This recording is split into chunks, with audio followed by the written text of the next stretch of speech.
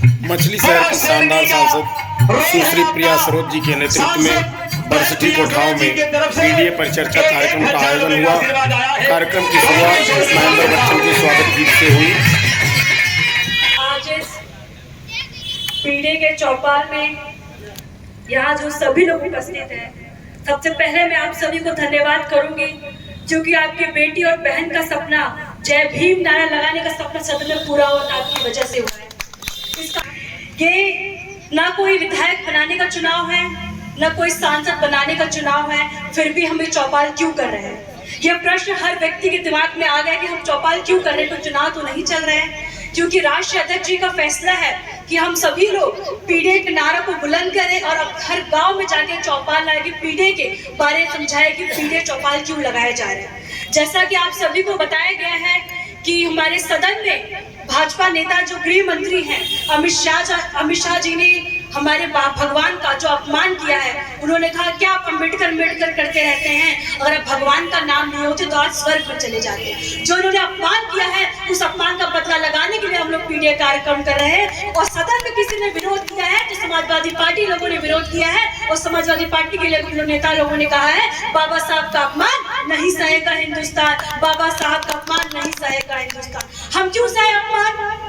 बाबा साहब की देन है, आज हम सब यहाँ बैठ के बोल रहे हैं। बाबा साहब का दिन आप वोट देने का अधिकार आपको मिला है, बाबा साहब का दिन आप कोर्ट कचहरी जाते हैं, बाबा साहब का दिन आपको बिजली मांगने का अधिकार है, बाबा साहब का दिन हर व्यक्ति रोड अच्छे रोड की मांग कर सकता है, बाबा साहब का दिन हर व्यक्ति शिक्षा की मांग कर सकता है, बाबा साहब का दिन है आज देश में सुरक्षित है, बाबा साहब का दिन है कि हम लोग सुरक्षित महसूस करते हुए नेता को चुन सकते हैं, और उन्हीं का अपमान ये लोग कर रहे हैं। हम सभी ने नारा लगाया था कि बाकी हम लोग बाबा साहब का जो लिखा संविधान को बचाना है 24 में, और उस 24 में जो ब्रेक लगाई है आपने, उसी को आपको कंटिन्यू रखना है। जो बाबा साहब का अपमान करेंगे, बदला लेंगे कि नहीं लेंगे आप लोग? कैसे लेंगे बदला उसका?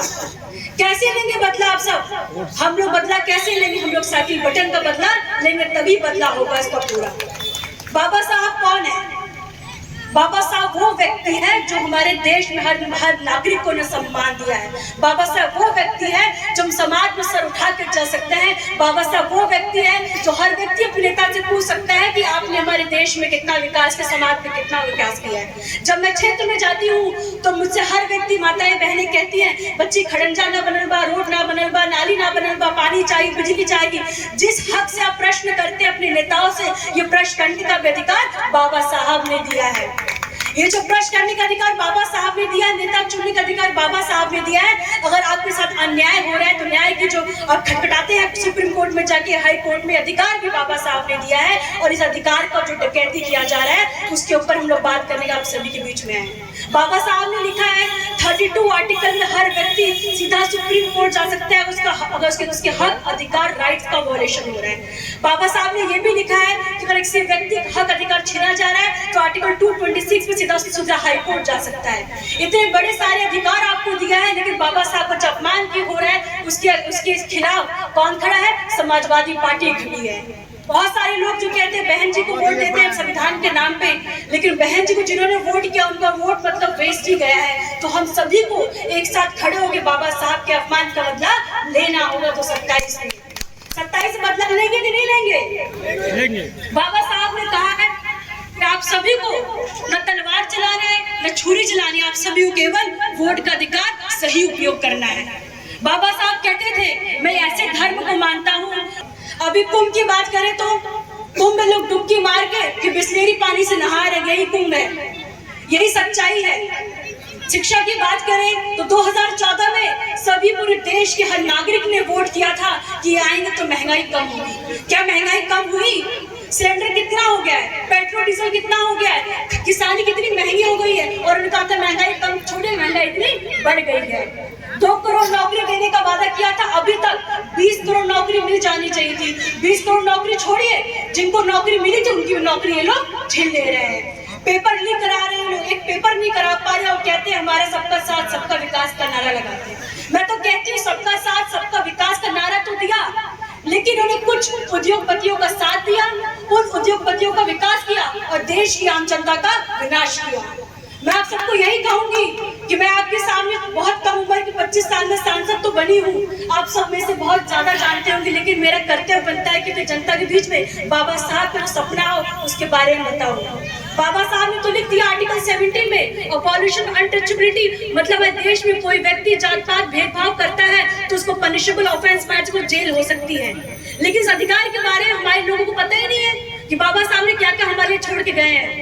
आर्टिकल 14 में लिखा है राइट टू इक्वालिटी, मतलब इस देश में हर व्यक्ति सम्मान है, हर कोई व्यक्ति ऊंच नीच नहीं, हर व्यक्ति को सम्मान देखा जाएगा। इसी आर्टिकल के विरोध ये भाजपा लोग हैं, ये नहीं चाहते इस देश में हर व्यक्ति सुरक्षित हो और एक मंच पे बैठे। करना चाहिए बाबा साहब की वजह से आज आपकी बेटी खड़ी अपनी बात रख सकती है।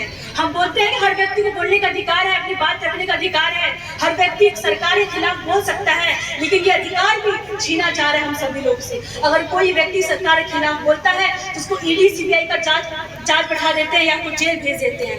आज अभी सबसे ज्यादा प्रताड़ित लोग हो रहे हैं तो पीडीए के लोग हो रहे हैं। पीडीए वही कागज कलम है जो आपको सिखा रहे हैं, और जिस नए युग का पीडीए कागज कलम है। पीडीए ही जो आरक्षण बचाएगा, पीडीए ही जो संविधान बचाएगा, पीडीए ही है जो आम जनता की बात रखेगा, पीडीए जो हम सबको जोड़ेगा।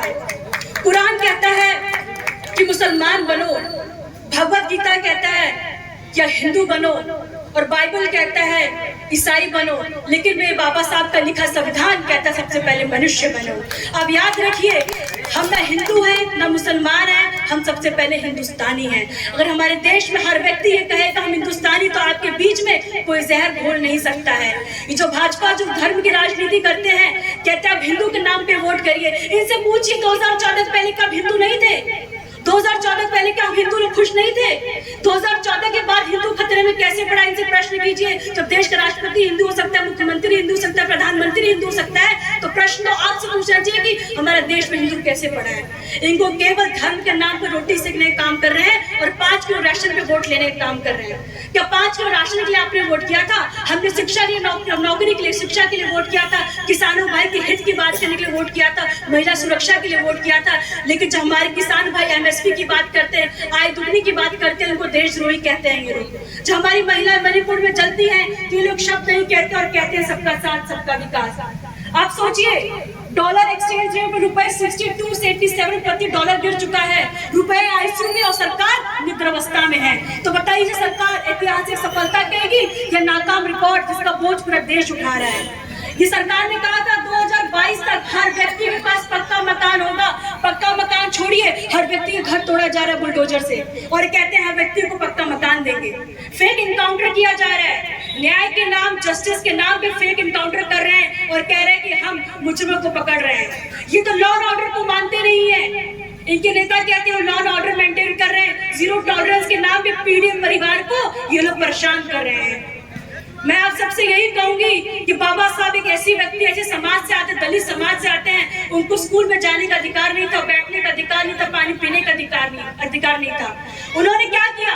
उन्होंने सिर्फ शिक्षा प्राप्त की और एजुकेशन प्राप्त किया, और उन्हें इतना पढ़ा कि किताब लिख डाली। उस किताब का नाम है भारत का संविधान। उस संविधान से प्रदेश चल रहा है।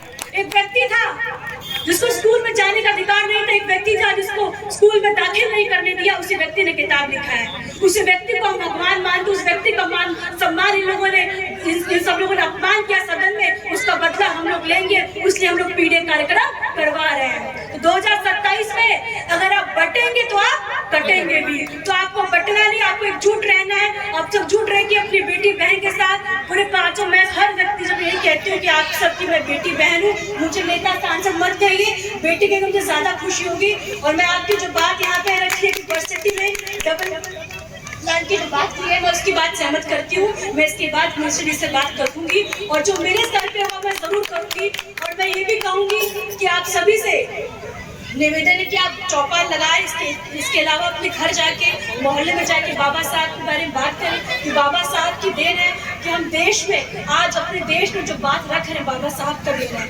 जितने लोग कहते हैं कि पीडीए केवल पीडीए की बात है, पीडीए की बात नहीं है। हम जो पीडीए लोग को जिनका हक छीना जा रहा है उनकी बात है। तो आप सभी को मैं निवेदन करूंगी, आप सभी का बहुत बहुत धन्यवाद करूंगी, हर व्यक्ति का धन्यवाद करूंगी। जय भीम, जय समाजवाद।